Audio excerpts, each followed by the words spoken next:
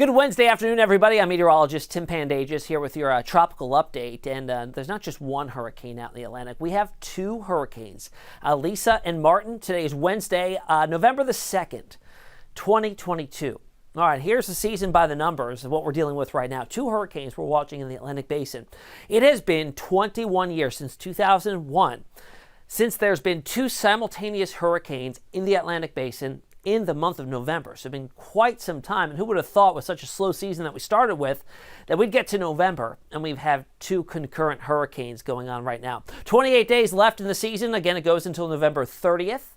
Typically, November is the quietest of the 6-month season with only 5% of named storms occurring in the month. And here we are, pretty active out there right now on the 2nd of November. We've got two hurricanes, one area to watch, area of interest there that's got low development chances as it drifts north to eastern portions of the Bahamas. Lisa about to make impacts in Belize. In fact, impacts already being felt. The storm itself has yet to make landfall, but will do so by later this afternoon and into the evening hours. Here's the stats on Lisa. 80-mile-per-hour wind, so that puts it at a Category 1 hurricane status.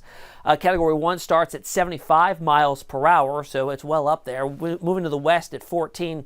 Pressure has certainly dropped. Yesterday when we talked, it was still over 1,000 millibars. Now it's down to 987. Some pretty good deepening or intensification has happened over the last 24 hours, boosting its winds, dropping its pressure, and it is bringing a lot of heavy rainfall in and over Belize at this time. The center just about, let's say 200 miles or less off to the east of the coast of Belize there. It'll be making landfall by later today. Now we're looking at infrared satellite imagery here.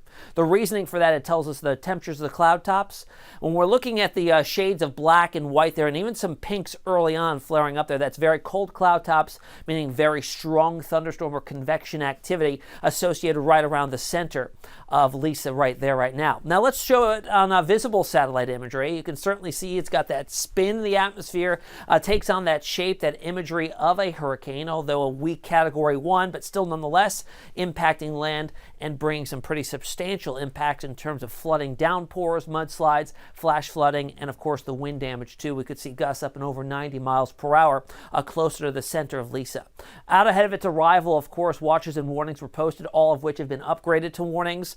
The entire coastline of Belize under a hurricane warning here on either end, bookending tropical storm warnings. Farther out from the center, you won't get the strongest of the winds, but still likely seeing some tropical storm force winds. How does the track go forward from here? Of course, making landfall before the day is out today, and then building inland. It's over land at this point, so it's just to fall apart. Doesn't have its energy source, the warm ocean waters. But eventually, the remnants of it do drift north and enter the southern Gulf of Mexico, the Bay of Campeche here. And you may be wondering, well, what are the chances of this redeveloping? We saw that with Julie as it became Carl.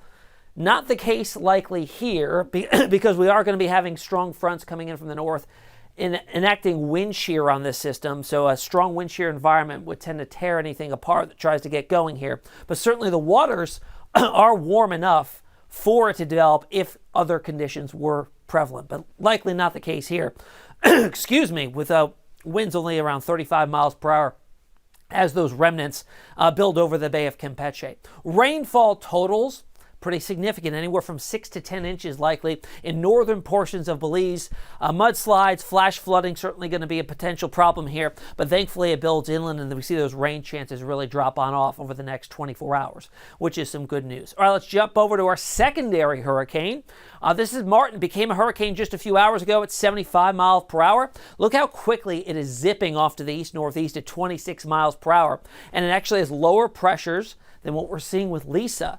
And you can even see here on infrared satellite, it's starting to show that it's trying to warm and clear an eye as it builds to the north. You know, it's still got pretty warm water to work with, even though it's at such a high latitude.